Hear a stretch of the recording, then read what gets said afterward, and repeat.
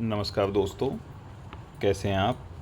मैं आपके अपने चैनल डीएसएसबी गुरु से आज आपको पोस्ट कोड 804/24 टीजीटी इंग्लिश, जिसका ई डोजियर 26 मई से भरना स्टार्ट हुआ है, उसके लिए आपको कंप्लीट इन्फॉर्मेशन दूंगा कि आप ई डोजियर बिना गलती के कैसे भरें। ई डोजियर को भरने से पहले आपको अपने पास सभी रिलेवेंट डॉक्यूमेंट तैयार रखने हैं।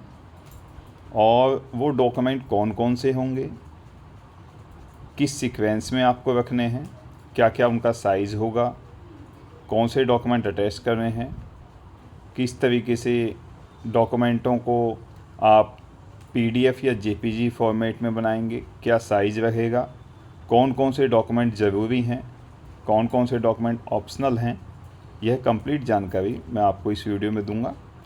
आप इस वीडियो को देखने के बाद एक अपनी चेकलिस्ट बना लें और इसी तरीके से जैसे मैं आपको वीडियो में समझाऊंगा उसके आधार पे स्टेप बाय स्टेप जब आप अपना ई डोजियर ओपन करेंगे तो आप इनको भरते चले जाएं। तो दोस्तों, जैसे ही आप डीएसएसबी ऑनलाइन से लॉगिन करते हैं तो लॉगिन करने के बाद आप ई डोजियर पर जाएंगे।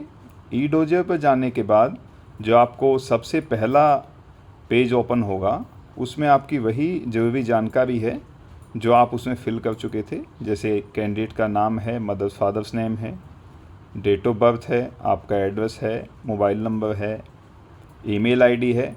लेकिन एक डॉक्यूमेंट जो आपका ब्लैंक रहेगा, कुछ कैंडिडेट का रह सकता है जिसमें स्पाउस नेम है। तो यदि आप फॉर्म भरते समय अनमैरिड थे और अब आप मैरिड हैं तो आप अपने स्पाउस का नाम, हस्बैंड या वाइफ का नाम उसमें डाल सकते हैं और इसको फिर सेव करके आप नेक्स्ट करेंगे।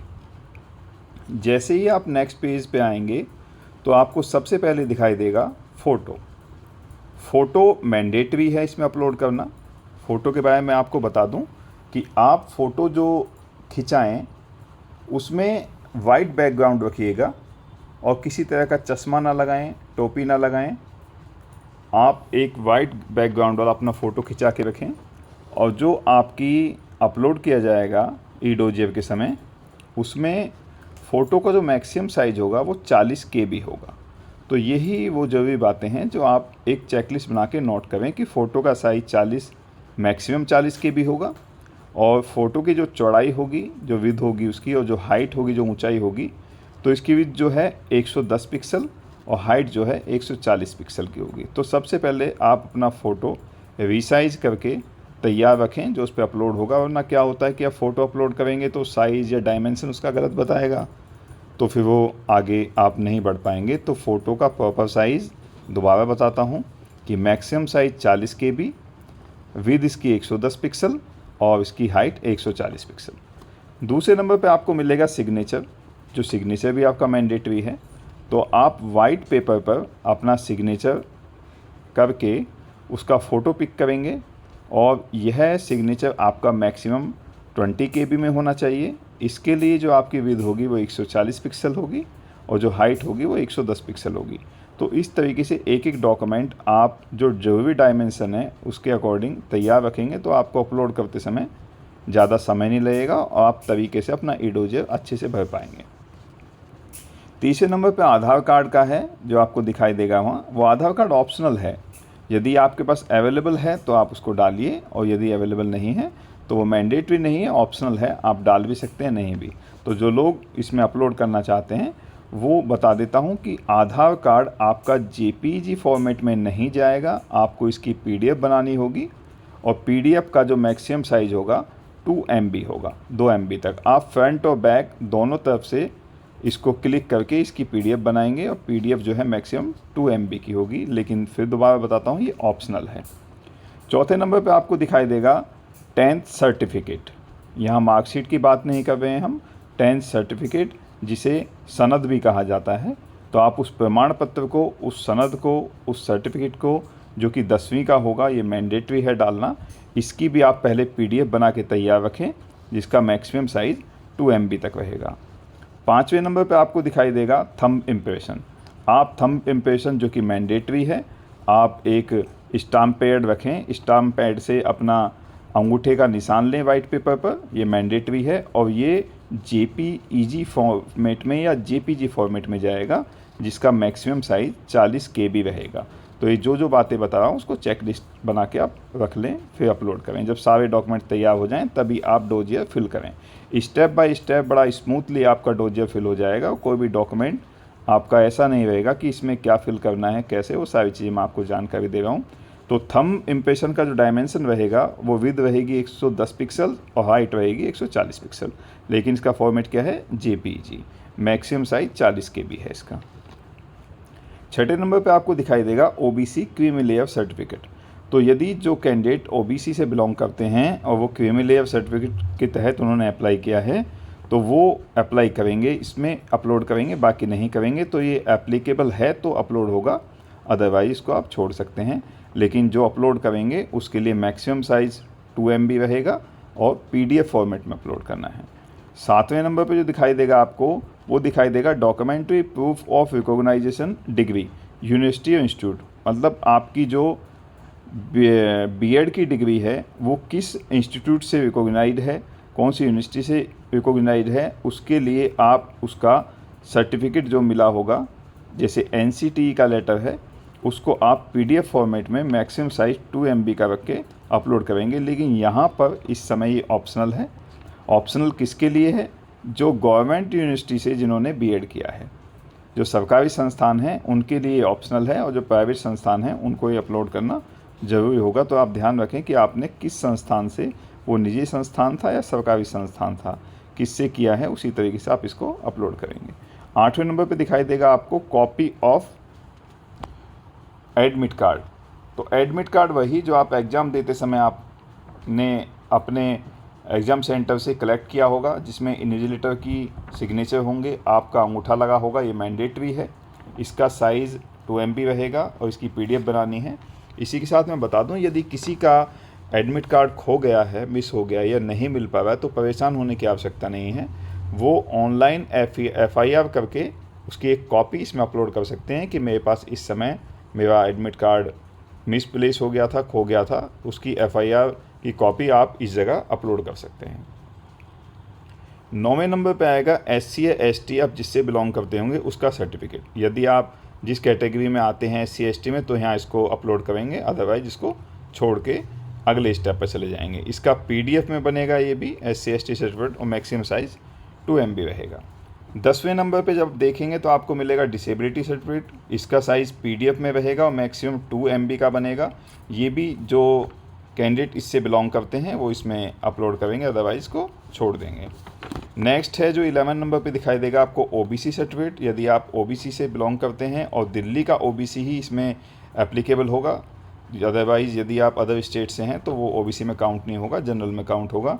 तो यदि OBC सर्टिफिकेट है आपका और दिल्ली का है तो उसका PDF बना के मैक्सिमम 2 MB का साइज़ रख के आप इसमें अपलोड करेंगे। 12वें नंबर पे आपको दिखाई देगा document of meritorious sports person. यदि आपने स्पोर्ट कैटेगरी का कोई सर्टिफिकेट है और फॉर्म भरते समय उसमें आपने फिल किया था तो उसके लिए भी आप उसका जो सर्टिफिकेट होगा वो PDF फॉर्मेट में मैक्सिमम साइज़ 2 MB रख के अपलोड करेंगे। 13 नंबर पे आपको दिखाई देगा EWS सर्टिफिकेट। यदि आपका रिजल्ट EWS कैटेगरी में आया है और आपने फॉर्म भरते समय भी EWS कैटेगरी से ही फॉर्म अप्लाई किया था तो वही कैंडिडेट केवल PDF फॉर्मेट में EWS सर्टिफिकेट का PDF फॉर्मेट बना के मैक्सिमम 2 MB का साइज़ रख के इसमें अपलोड करेंगे। ये सारे डॉक्यूमेंट आप अपलोड करने के बाद साथियों नीचे सेव एंड नेक्स्ट का ऑप्शन मिलेगा, आप उस पर करके अगले पेज पे आ जाएंगे। तो नेक्स्ट पेज पे आपको क्या दिखाई देगा, वो दो भागों में बटा हुआ है। पहला है 4 ऑप्शन दिखाई देंगे, 1 2 3 4।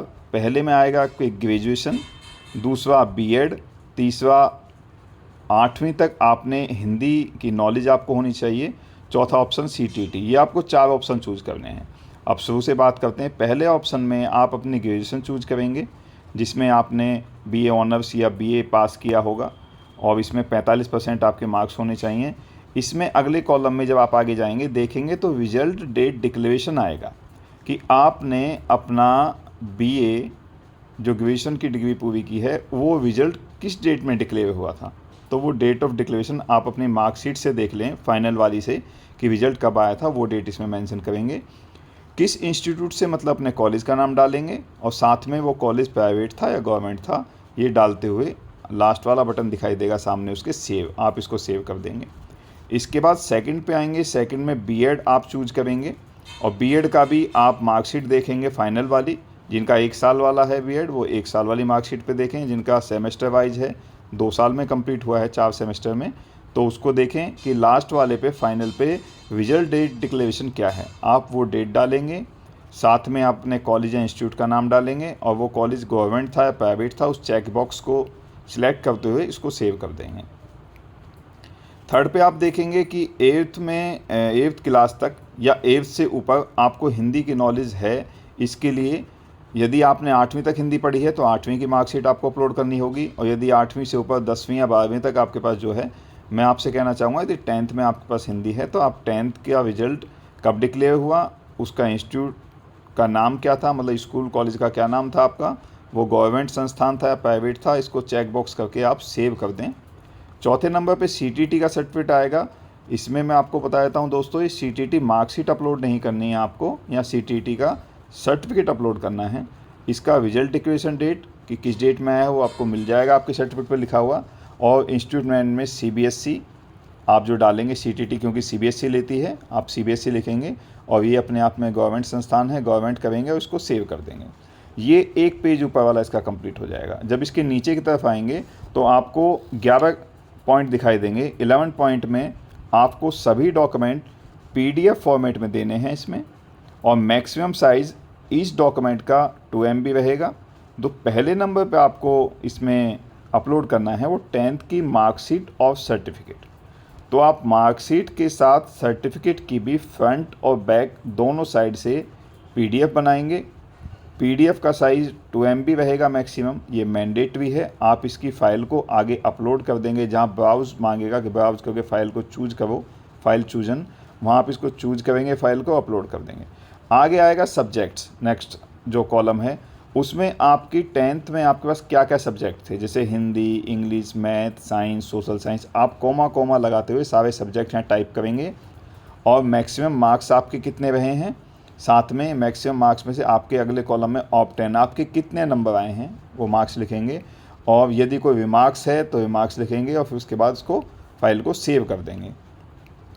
इसी क्रम में आप सेकंड पे आएंगे तो 12th क्लास की मार्कशीट और सर्टिफिकेट दोनों का पीडीएफ बनाएंगे 2 MB का मैक्सिमम साइज़ का, वही मैंडेटरी है ये भी, और फाइल अपलोड करेंगे इसको, वही सब्जेक्ट डालेंगे, इसके मैक्सिमम मार्क्स लिखेंगे और कितने मार्क्स आए, रिमार्क्स, और फिर इसको भी सेव कर देंगे। थर्ड नंबर पे आप आएंगे तो ग्रेजुएशन की सभी साल की मार्कशीट, चाहे आपके सेमेस्टर वाइज हो या साल वाइज हो, ये आप अपनी मार्कशीट सारी पीडीएफ बनाएंगे। एक पीडीएफ बनानी है कंप्लीट, और मैक्सिमम जो है साइज़ इसका 2 MB होना चाहिए। ये आप वही करेंगे कि फ़ाइल अपलोड करेंगे, सब्जेक्ट लिखेंगे कौन कौन से थे आपके तीनों सालों में, जो सब्जेक्ट हों वो सारे सब्जेक्ट लिख देंगे, जैसे हिंदी, इंग्लिश, सोशल साइंस, जितने भी सब्जेक्ट आपने पूरी ग्रेजुएशन में पढ़े हैं वो सभी सब्जेक्ट यहाँ आप टाइप कर देंगे, और मैक्सिमम मार्क्स आपके कितने आए ग्रेजुएशन के अंदर फाइनल वाली मार्कशीट में आपको देखने को मिलेंगे, और आपने ऑफ 10 मार्क्स कितने मार्क्स प्राप्त किए, इसको यदि कोई रिमार्क्स है रिमार्क्स देते हुए आगे इसको सेव कर देंगे। चौथे नंबर पर आपको दिखाई देगा कॉपी ऑफ ग्रेजुएशन डिग्री, तो ग्रेजुएशन की डिग्री की आप कॉपी इसमें अपलोड कर देंगे, और इसमें सब्जेक्ट जो लिखे होंगे वो सारे सब्जेक्ट इसमें डालेंगे, मैक्सिमम मार्क्स आपके कितने आए, कितने नंबर उसमें प्राप्त हुए, रिमार्क्स, फिर इसको सेव कर देंगे। छठे नंबर पर आपको दिखाई देगा ग्रेजुएशन की डिग्री, पाँचवें नंबर पर दिखाई देगा आपको मार्कशीट ऑल सेमेस्टर बीएड की। तो बीएड की जितनी मार्कशीट हों, माना आपका 2 साल का बीएड था तो 4 सेमेस्टर में होगा या 2 सेमेस्टर में होगा, तो सारी मार्कशीट की एक पीडीएफ बना के इसको अपलोड करेंगे, और फिर सब्जेक्ट्स डालेंगे, इसके मैक्सिमम मार्क डालेंगे, और इसको ऑफ 10 मार्क्स कितने हैं उस तरीके से इसको आगे रिमार्क्स देके सेव कर देंगे। आगे आप ग्रेजुएशन की डिग्री डालेंगे, फ्रंट और बैक दोनों तरफ से डालेंगे, इसका पीडीएफ बनाएंगे, 2 MB का इसका पीडीएफ बनेगा, और इसको भी आप जो है मार्क्स देके कितने मार्क्स आए टोटल मार्क्स में से रिमार्क्स देके सेव कर देंगे।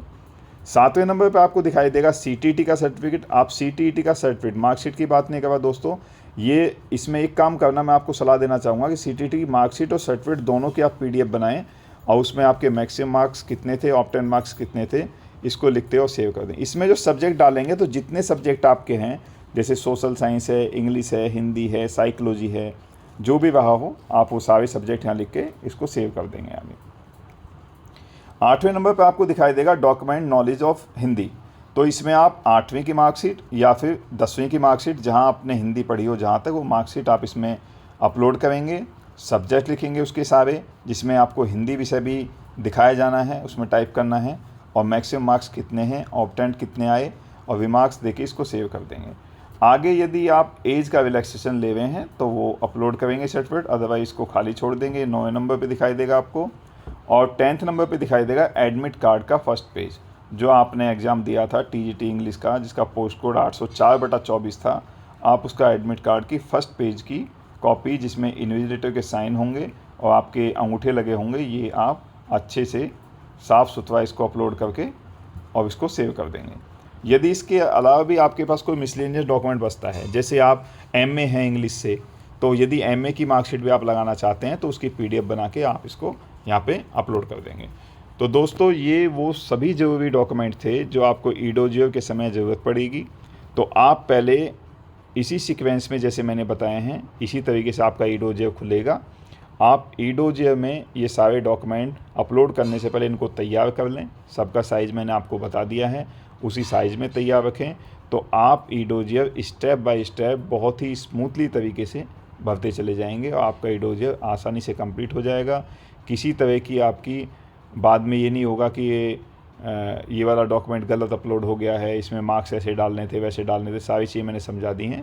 और अदरवाइज़ यदि आपको लगे कि कोई चीज़ें और पूछनी है तो आप मुझे कमेंट करके बताएं, मैं नेक्स्ट वीडियो में सारे डाउट आपके क्लियर कर दूंगा। बेस्ट ऑफ लक सभी को जो इस वीडियो को देख रहे हैं, और अच्छे से जो है आप डोजियर भरें और सिलेक्शन पाएँ finally. Best of luck again.